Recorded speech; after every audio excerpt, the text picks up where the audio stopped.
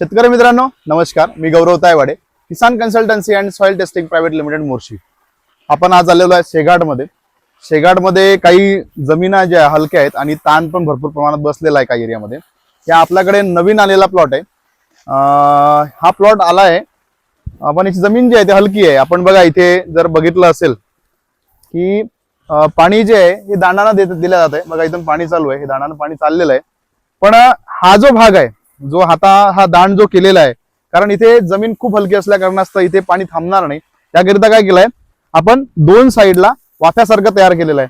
बघा पण वाफा नाही आहे, वाफ्यासारखं तयार केलेलं आहे। जेव्हा पाणी फ्लोनं येईल तेव्हा येईल तर हे पाणी पूर्ण या साईडला फिरून जाईल आणि जो बुंदा आहे झाडाचा, हा बुंदा बघा हा असा वरता टेकड्यावर केलेला आहे, म्हणजे या बुंद्याला पाणी लागणार नाही याची पण काळजी घेतलेली आहे, जेणेकरून या बुंद्याला पाणी लागणार नाही। फायटोप्तराचे जे जीवाणू आहे ते जास्त प्रमाणात यावर काम करणार नाही, डिंक वगैरे कमीत कमी प्रमाणात निघणार। पाणी द्यायचं पाटाचं पण साईड म्हणजे दुरून द्यायचं आहे, कारण इथे ड्रीप इरिगेशन नाही आहे। दादांनी हे नवीन शेत घेतलेलं आहे आणि हे आपल्याला डेव्हलपमेंट करून इथे आंब्या बहाराचं नियोजन करायचं आहे।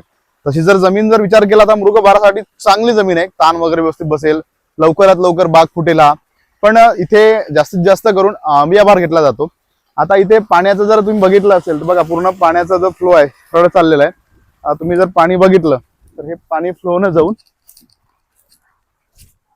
असं फ्लोनं जात आहे आणि तिथून बाय मेन दांड जो आहे हा मेन दांड आहे आणि मेन दांडातून पुढच्या याला पाणी जात आहे।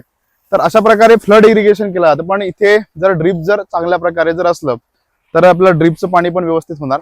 सुरुवातीचे पाणी जमिनीला सवय आहे की पाठ पाणी द्यायचं सवय आहे, म्हणजे फ्लड इरिगेशन करण्याची सवय आहे, त्यामुळे फ्लड इरिगेशन केलं जात आहे। तर शेतकरी मित्रांनो, हलकी जमीन असेल, ताण बसलेला असेल, पाणी चालू करू शकता, कारण येत्या गुरुवारपासून म्हणजे आजचा मंगळवार, बुधवार 1 तारखेपासून म्हणजे नवीन वर्षाला टेम्परेचर 14च्या वर जात आहे। रात्रीचं जे टेम्परेचर 14 डिग्री सेल्सिअस तापमानाच्या वर जात आहे आणि दिवसाचं टेम्परेचर आहे ते 30 पेक्षा जास्त जात आहे, म्हणजे फुटीसाठी अनुकूल राहील। जे जमीन हलकी आहे तिथं ताण बसलेला त्या जमिनीमध्ये। आणि शेतकरी मित्रांनो, तुमच्या आंब्या बहारामध्ये काही अडचणी असेल, शेतकरी मित्रांनो, रविवार दिनांक 4 जानेवारी 2026 रोजी संत्रा मोसंबी ऑनलाईन आंबिया बहार कार्यशाळा आयोजित केलेली आहे। तरी या कार्यशाळेमध्ये तुमचे आंब्या बहारावरील संत्रा असो मोसंबी असो संपूर्ण नियोजन आपल्या जमिनीनुसार आपण कार्यशाळेत सखोल चर्चा करणार आहे। तर शेतकरी मित्रांनो, भेटूया आपण रविवार दिनांक 4 जानेवारी 2026 रोजी संत्रा मोसंबी आंबिया बहार ऑनलाईन कार्यशाळेमध्ये। धन्यवाद।